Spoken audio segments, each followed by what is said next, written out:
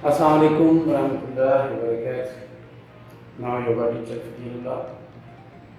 जैसे कि आप देख रहे हैं कि इससे पहले हमने तकरीबन 5 के करीब वीडियो अपलोड कर दी हैं और दोस्तों के अच्छे बात आ रहे हैं और वो चाह रहे हैं कि मज़ीद हम कुछ सीखें। तो मैंने यही सोचा हुआ है, इस चैनल को बनाने का मकसद मेरा ये है कि मैं लोगों तक उसके फिटनेस के राज वाले करूँ कि आप अपने आप को फिट कैसे रख सकते हो, आप अपने आप को सेहतमंद कैसे रख सकते हो, आप अपने आप में खुश व खुर्म कैसे रह सकते हो, आप अपने आप में खुशियाँ कैसे ला सकते हो। हर इंसान खुशी की तलाश में है। कोई मूवी देख के खुशी हासिल करना चाहता है, कोई किसी को सदका खैरात करके खुशी हासिल करना चाहता है।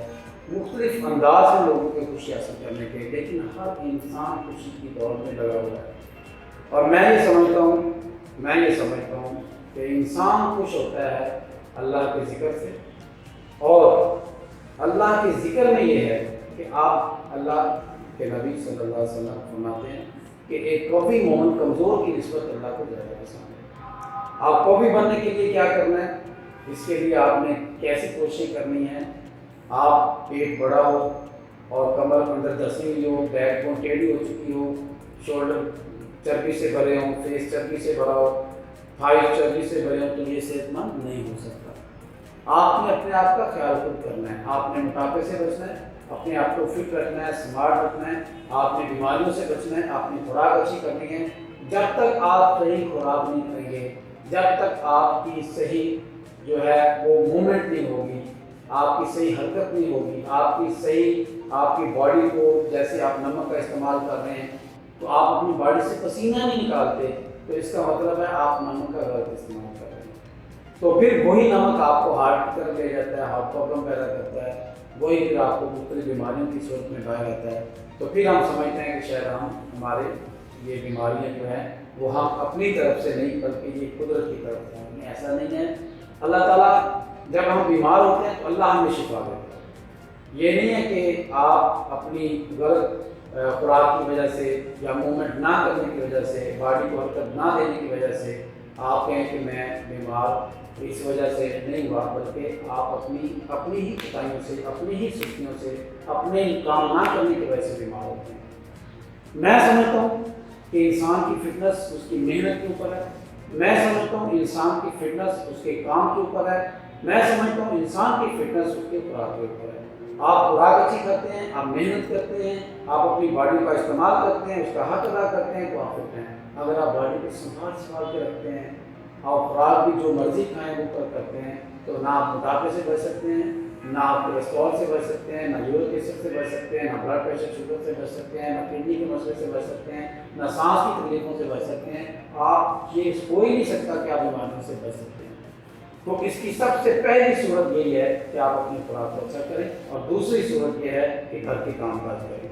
आप अपने घर के काम काज नहीं कर सकते तो उसके बाद एक्सरसाइज है, आप एक्सरसाइज करें, और 1 घंटे की एक्सरसाइज के बाद भी आपको घर के काम काज करेंगे तो इंशाल्लाह आपकी फिटनेस का राज छुपा होगा इसमें।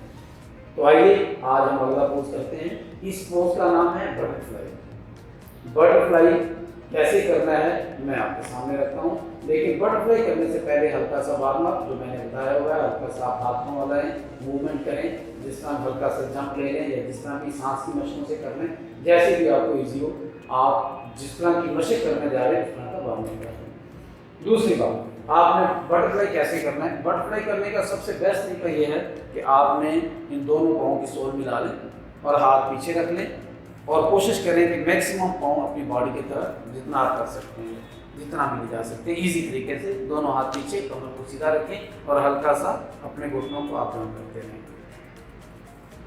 बटरफ्लाई का सबसे बड़ा फायदा ये होगा कि आपकी हिप जॉइंट के अंदर लचक पैदा हो जाएगी, और अगर हिप जॉइंट के अंदर लचक पैदा हो जाएगी तो आप इसके फायदे खुद ही आपको चंद दिनों में महसूस होना शुरू हो जाएंगे। मैं ये समझता हूँ कि हम पहले वीडियो बनाते जाएंगे और इसके बाद साथ साथ फायदे भी डिस्कस करते जाएंगे। तो आप योग में जितने पोज करना चाहते हैं इसमें करें, लेकिन उसको तहकीक के साथ करें, उसको टेक्निक के साथ करें, सीख के करें, आपको फायदा हो जाएगा।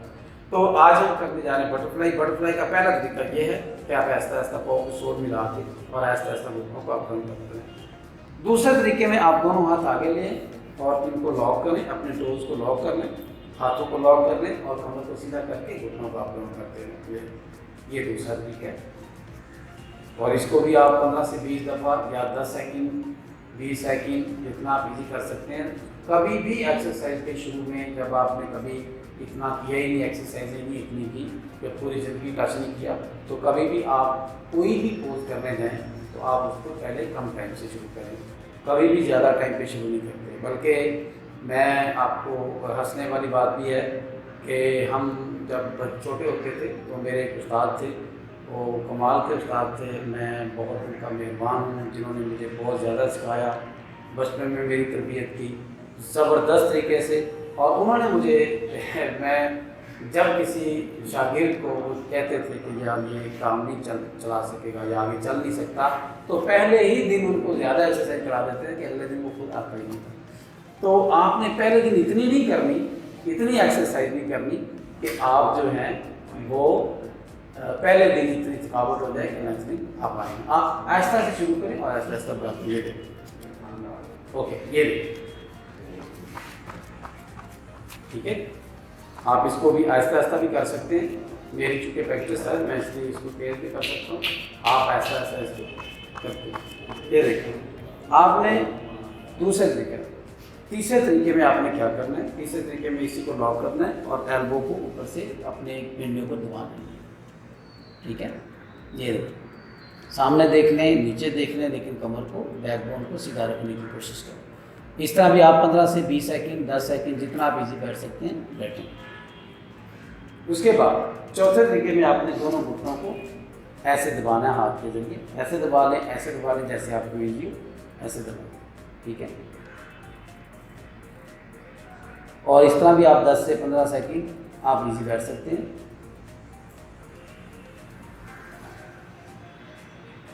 اور پانچویں طریقے میں آپ نے کیا کرنا ہے؟ یہ بولڈر کو اٹھانا ہے، آپ نے دونوں پاؤں کو نیچے رکھنا ہے اور اس کے ذریعے آپ یا تو گھٹنوں کا زور نیچے لگا لیں یا پھر اسٹے کر لیں، یا دوسرا طریقہ ہے کہ اس کو یہاں پہ اسٹے کر لیں یا اس کو آپ کر لیں. جس طرح آپ کو ایزی آپ کر سکتے ہیں.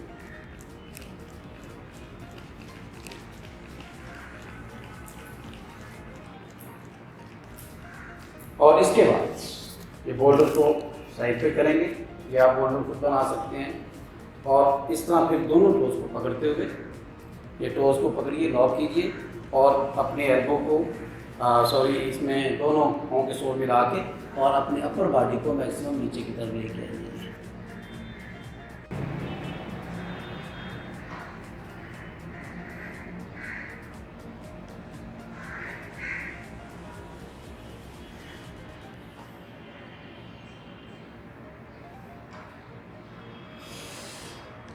سانس لیتے ہوئے اوپر اور سانس چھوڑتے ہوئے نیچے.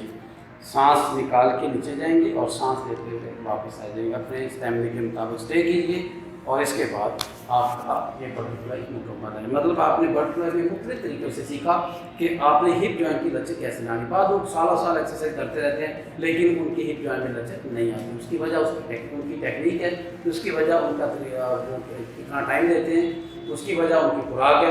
اگر خوراک اچھی کریں، ٹیکنیک سے کریں، اچھا پوز کریں، پوز کی ادائیگی ٹھیک کریں تو انشاءاللہ یہ لچک ہپ جوائنٹ کی ضرورت ہوتی ہے.